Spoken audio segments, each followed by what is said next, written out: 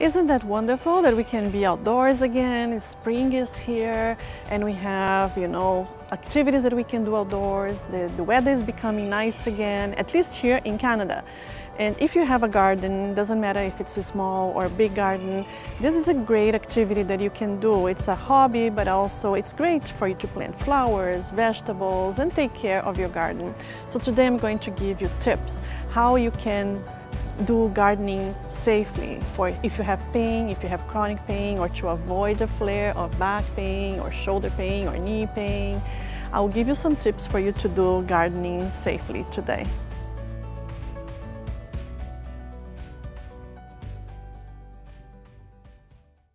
All of these tips will be in the downloadable PDF that you can download from my website.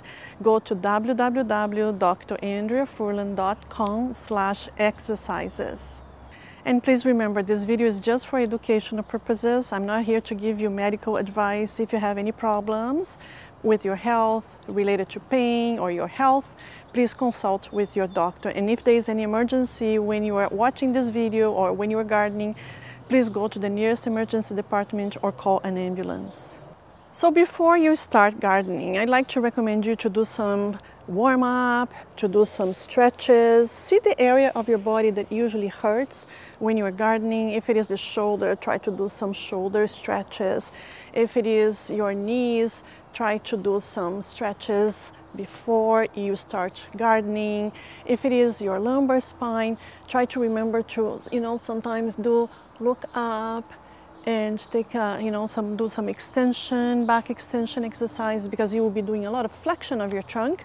So do some movements that are opposite to what you are doing while you're gardening. If you're doing a lot of movements like this, you can also stretch your arm muscles. If you have neck pain when you are gardening because you are looking down too much, remember to do those stretches that I teach you. Stretches for the neck muscles. Pull, the trapezius a little bit to the side. Look up, look to one side and the other one. Don't forget to do those stretches and warm up before, during, and after you do the gardening. So the first thing that I want you to be safe is to be sun smart. If you're going to garden in the early hours of the day or late afternoon, you don't need to worry about the sun, because you can do this in the shade when the sun is not so strong. But if you're going to garden in the heat of the day, like any time between 10 a.m. and 3 p.m., you will need to be sun smart. So I recommend putting a sun hat and applying sunscreen. At least 30 SPF would be healthy. Apply on your face, apply on the areas exposed to the sun, especially on the back of your hands. So the other factor that is really important is also related to the sun is your eyes. So did you know that exposure to ultraviolet light to your eyes can cause cataracts? So if you're going to garden during the day, when there is a lot of ultraviolet light, it's really important that you wear sunglasses that block ultraviolet light. So don't forget that. The other thing that you have to remember is, how do you carry things around?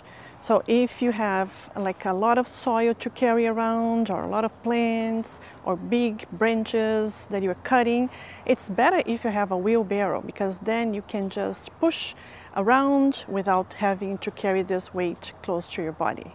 But if you do need to carry a weight, if you need to carry something heavy around, instead of grabbing this, like bending here at your hips, doing this and carrying around, I recommend you to do something different, which is bend your knees, squat, bring the weight close to your body, and then get up. So by doing this, you're not putting a lot of strength in your lumbar spine, causing less back pain for you, and then you can move around and carry your weight wherever you need to go.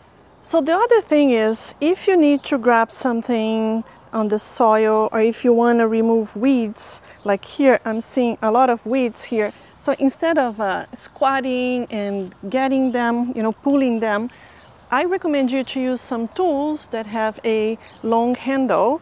So if possible, something that you could remove like this, so then you don't need to be squatting all the time. You could be raking. This is like a raking, and then see if you can remove and do this, so then you don't need to be squatting all the time.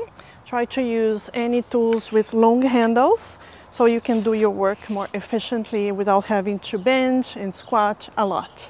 So I have this little toy chair that I kept from my kids when they were little, and I use it when I have to like plant flowers or remove weeds. So I sit here and then I can do work all around here and there without having to be bending my trunk or getting up and down a lot. So if you have something similar to this, maybe you can use a little chair like this. So again, if you need to garden and you need to be going down close to the soil, I have these knee pads and the knee cushion that are great, because then if you have knee pain, you don't need to be kneeling on the ground. You just put these knee pads around your knees here, and then they will protect your knees when you are kneeling down, and then it can help you a lot. So here, if you need to plant or remove weeds, you just go down and you kneel on your knees like this, and then you'll be able to do your remove your weeds or plant your flower garden. The other option is this knee cushion. And I bought this at my local dollar store in the neighborhood. This was $5 and this was $2. This is a knee pad, and you can also use this just to kneel on this. It's like a small foam piece, or you can cut a piece of foam if you have at home, and then you kneel down, and then you'll be able to garden here and plant your beautiful flowers, vegetables, remove your weeds, and do everything that you need during this gardening season. So the other thing that is important is when you are gardening, sometimes you're distracted and you don't pay attention to what's happening to your body. So I like to give this tip to you, which is pace yourself. So don't try to do everything in one day, okay? Don't try to do the whole garden in one whole day. Take some breaks, pace yourself. Maybe you can divide the tasks in multiple days. And you don't need to do everything. The spring is going to last for many months, and summer is coming and you have time to do a lot of these things. So pace yourself. Don't try to do everything at once. And of course, don't forget to hydrate yourself, because again, you'll be working outdoors, sweating, the sun will dehydrate you. Always bring your water bottle, drink water, hydrate yourself, so then you don't feel tired, exhausted just because you're dehydrated. So make sure that you're drinking your water. So these are the tips for today. I hope you enjoy them and enjoy the beautiful outdoors. If you have a garden, small or big, take care of your garden. Gardening is a great exercise for the body, for the mind.